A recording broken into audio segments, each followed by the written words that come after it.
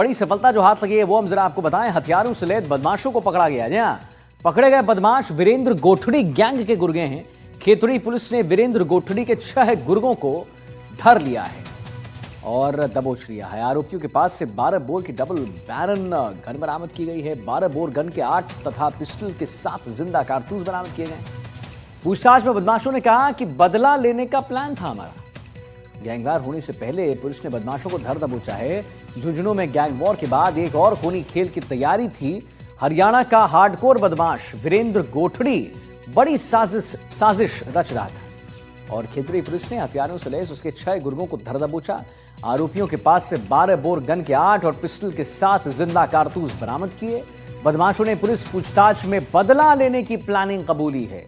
गोठड़ी हरियाणा के महेंद्रगढ़ जिले के नांगल चौधरी थाने का हिस्ट्री शीटर है। करीब 8.5 साल बाद वीरेंद्र गोठड़ी फिर से गैंग वॉर करने वाला था, लेकिन गैंग वॉर होने से पहले ही पुलिस ने बदमाशों के मंसूबों को खत्म कर दिया। फिलहाल यह पता नहीं चल पाया है कि गैंग के निशाने पर कौन था, लेकिन हां, पुलिस अभी जांच में पूरी तरह से जुटी हुई।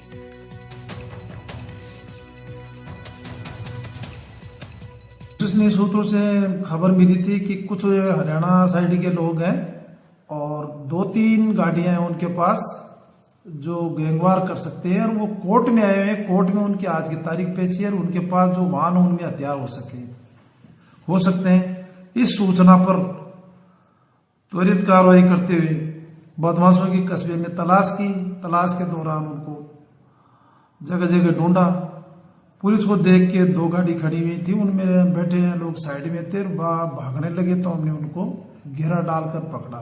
उनमें से कुछ 2-3 लोग निकल भी गए उसी टाइम। जिन 6 लोगों को पकड़ा उनसे गहनता से उनसे पूछताछ की। पूछताछ करने पर सामने आया कि ये वीरेंद्र गोठड़ी के गैंग के आदमी हैं और आज कोर्ट में तारीख पेशी में आए थे, उसी के साथ थे। ये जो कोई अपने विरोधी है उनसे बदला लेने की इनकी योजना थी। रविंद्र चौधरी लाइव जुड़ गए हमारे साथ, इसी पर और जानकारी देंगे। रविंद्र जी जरा बताइए, हथियारों से लैस बदमाशों को पकड़ा गया है। गैंग वॉर फिर से करने वाले थे ये और पकड़े गए बदमाश वीरेंद्र गोठाड़ी गैंग के गुर्गे हैं यहाँ पर।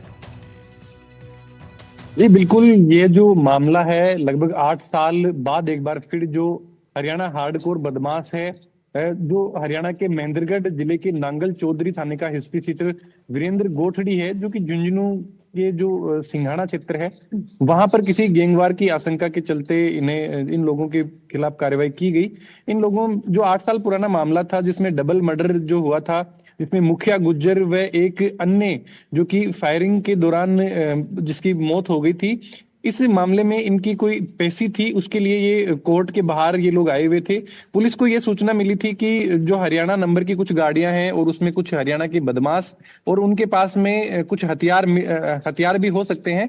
और जो ही पुलिस सूचना मिलने के बाद में त्वरित कार्रवाई करती हुई वहां पे पहुंचती है तो हरियाणा नंबर की 2 से 3 गाड़ियां वहां पे उनको दिखाई देती हैं और उन गाड़ियों पुलिस को देख के वो गाड़ी और वो जो लोग थे वो इधर उधर भागने लगे।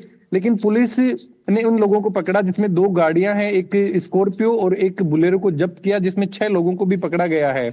और कुछ लोग हैं जो इसमें फरार होने की भी सूचना सामने आ रही है।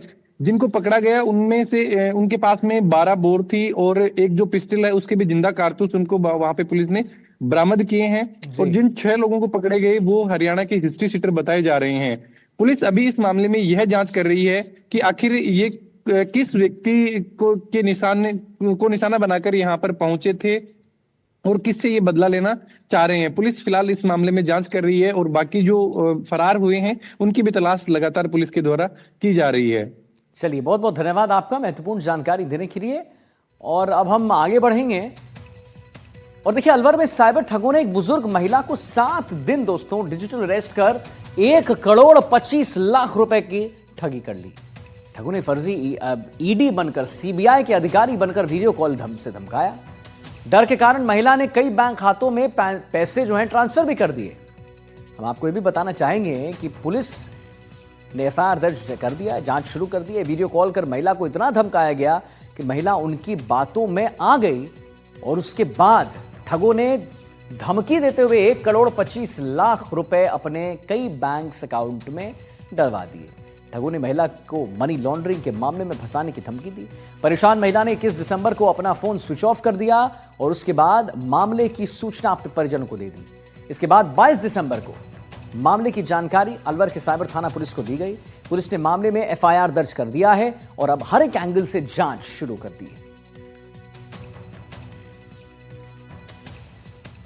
तो डिजिटल अरेस्ट से कैसे बचा जाए, यह बहुत बड़ी बात है। देखिए, हम एनडीटीवी राजस्थान पर भी हमेशा इस चीज को प्रमुखता से दिखाते हैं कि अगर आपको ऐसे कोई कॉल आए या वीडियो कॉल आए जिसमें आप देखें कि कोई कह रहा है कि मैं एसपी हूं या मैं लाधिकारी हूं, तो ऐसा वो कभी कॉल नहीं कर सकते। प्रोटोकॉल की बात होती है और ये कुछ नहीं, डिजिटल अरेस्ट का एक मामला हो सकता है। मुदित गौड़ हमारे साथ संवाददाता अलवर से जुड़ गए। मुदित, बहरहाल आप बताइए, डिजिटल अरेस्ट में तो ये फंस गई। 7 दिनों तक डिजिटल अरेस्ट करके रखा इनको, 1,25,00,000 रुपए जो हैं ठग लिए।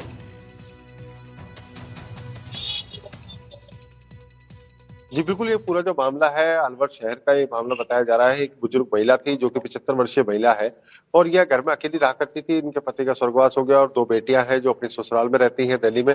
इसके बाद महिला जो है 15 तारीख को महिला के पास कॉल आता है और कॉल के दौरान एक जनसंपर्क अधिकारी अपने आप को बताता है कि मैं लाइजनर हूं और मेरे को इस तरह की जानकारी मिली है कि आपके नंबर से लगातार धमकियां दी जा रही हैं। मुंबई क्षेत्र में और कई क्षेत्रों में आपके फोन से धमकियां मिली हैं और इस धमकियों को लेकर के महिला को एक अधिकारी से बात करने के लिए कहता है, जिसके बाद लगातार अलग अलग नंबरों से कॉल जाते हैं और सभी वीडियो कॉल्स में सभी अधिकारी अपने आप को बताते हैं फर्जी तरीके से और एक फर्जी व्यक्ति जो कि वहां पर महिला को बताता है कि वो वर्दी में था और उसको लगा कि कोई अधिकारी है और इस तरह से डेली करीब 4 से 5 घंटे तक उनसे बातचीत की और उसके बाद लगातार बातचीत करते रहे और उनको मनी लॉन्ड्रिंग में फंसाने तक की इस तरह के फंसने की धमकी जो उनकी नहीं तरफ तो से दी जरा जा एक रही बात थी बताइए लगातार। मुझे, जितने भी हमारे दर्शक देख रहे हैं वो सिलसिलेवार ढंग से समझ पाएंगे। अगर उनको ऐसा कोई कॉल आता है तो 1,25,00,000 कैसे ऐंठ लिए गए? क्या बोलकर लिया गया पैसा? क्या आप हमें रिश्वत दो या क्या बोलकर दिया गया कि ये पैसे दे दो तो तुम बच जाओगी? जी बिल्कुल, इसी तरह का प्रलोभन महिला को दिया गया कि आपके द्वारा इस तरह की ठगी की गई है, आपके अकाउंट में इतने पैसे डले हैं और उसके बाद लगातार उससे इस एवज में पैसे लिए गए कि आपको ये पैसे चुकाने पड़ेंगे अन्यथा आपको जेल जाना पड़ेगा और इस तरह के उनके फर्जी तरीके से जो कागज तैयार किए हुए थे उन कागजों में उनकी गिरफ्तारी वारंट तक उन्हें दिखाए गए कि आपके खिलाफ वारंट जारी हो चुका है, आपको गिरफ्तार किया जाएगा और इस तरह से उनको डिजिटल अरेस्ट रखा और उसके बाद पूरे मामले को लेकर के 21 तारीख को महिला ने अपना मोबाइल जब बंद कर दिया उसके बाद परिवार को इसकी जानकारी मिली और परिवार को जानकारी मिलने के बाद 22 तारीख को इस मामले में पुलिस तक जानकारी पहुंची और परिवार के लोग जब घर पहुंचे उसके बाद सारी जानकारी परिवार को सूचना हुई। उसके बाद जब पुलिस के पास मामला पहुंचा तो मामला भी दर्ज हुआ और उसके बाद लगातार पुलिस की जो जांच पड़ताल है वो की जा रही है। इसमें सबसे बड़ी बात यह है कि पुलिस ने अभी तक जिस तरह से प्रथम दृष्टया जानकारी आ रही है सूत्रों के हवाले से कि पुलिस ने 1,25,00,000 में से 50 लाख रुपए का अमाउंट भी उन अकाउंटों में होल्ड कराया है, जो उन खातों में डाला गया था उनको होल्ड करा दिया गया है और बाकी जो अमाउंट है उसकी भी रिकवरी के प्रयास अब पुलिस करेगी। उन आरोपियों तक पहुंचने के प्रयास पुलिस लगातार कर रही है। कुछ टीमें इसमें बनाई गई है स्पेशल, वो स्पेशल टीमें लगातार उन आरोपियों की धरपकड़ के लिए प्रयास कर रही है। ठीक है मुद्दत, एक संक्षेप में बता दीजिए आरोपी कहां से है, क्या कुछ पता चल पाया है, कोई भी जानकारी छोटी सी? जी बिल्कुल, अभी सूत्रों के हवाले से जानकारी आई है कि पुलिस ने एक व्यक्ति को एक मोबाइल कॉल डिटेल के आधार पर गिरफ्तार किया है, लेकिन डिटेन किया है, लेकिन अभी तक इस बात की पुष्टि नहीं हो पाई है कि ये लोग कहां से हैं और कहां का इनका नेटवर्क फैला हुआ है। तो ये बताया जा रहा है कि सभी अलग अलग जगहों से पूरा नेटवर्क चला रहे थे और एक पूरा स्टूडियो नुमा इनका पुलिस थाना इनका का सरकारी कार्यालय दिखाते हैं। अच्छा। इसके चलते पूरी लूट को घटना को ठगी को अंजाम देते हैं और उसके साथ ही अब पुलिस इस पूरे मामले का जल्दी खुलासा भी कर सकती है क्योंकि पुलिस के हाथ कई अहम सुराग लगे हैं। चलिए ठीक है, बहुत बहुत धन्यवाद आपका और महत्वपूर्ण जानकारी आपने दी कि बिल्कुल स्टूडियो में बैठकर ये ऐसा दिखाते हैं कि पुलिस थाने में बैठे हुए हैं या कोर्ट कचहरी में बैठे हुए हैं। स्टूडियो में होता है ये सब, आप भी जरा सतर्क रहिएगा। अब राजसमंद से एक बड़ी खबर आप जान लीजिए जरा। देखिए, लापता विवाहिता का अब तक कोई पता नहीं चला है। यहां पर 10 दिन से लापता है विवाहिता और पीहर पक्ष ने हत्या की आशंका जताई है। पति और देवरानी पर आरोप लगा है कई सालों से महिला को किया जा रहा था प्रताड़ित। परिजनों ने जांच में लापरवाही का भी आरोप लगाया है। चारभुजा थाना पुलिस पर लापरवाही के आरोप लगे हैं और एक रिपोर्ट दिखाते हैं। राजसमंद जिले के चारभुजा थाना क्षेत्र के पास झीलवाड़ा गांव, जहां की रहने वाली एक बेटी पुष्पा प्रजापत, इसका विवाह बचपन में ही 3 किलोमीटर दूर थुरावड़ गांव में कर दिया गया। लेकिन विवाह के बाद करीब बालिग होने के बाद ये अपने ससुराल गई और पिछले करीब 18 से 20 सालों से अपने ससुराल से प्रताड़ित होती आ रही है। पति, ससुर, सास, देवर और देरानी की प्रताड़ना से पीड़ित ये महिला पिछले 10 दिनों से घर से लापता है। ताज्जुब की बात यह 10 दिन बीत जाने पर भी पुलिस ने अब तक इस पर कोई कार्रवाई नहीं की है। ऐसे में ये पूरा परिवार अभी भी इसी संशय में है कि उनकी बेटी कहाँ है और किस हालत में है। क्या है ये पूरा वाकया, किस तरह से एक निर्दोष और सीधी सादी महिला के साथ ये घटनाक्रम पेश आया है, उसे लेकर इनका परिवार पूरा हमारे साथ मौजूद है। इनकी बहन, पिताजी, माँ, भाई, जिया जी, सारा पूरा परिवार यहाँ मौजूद है।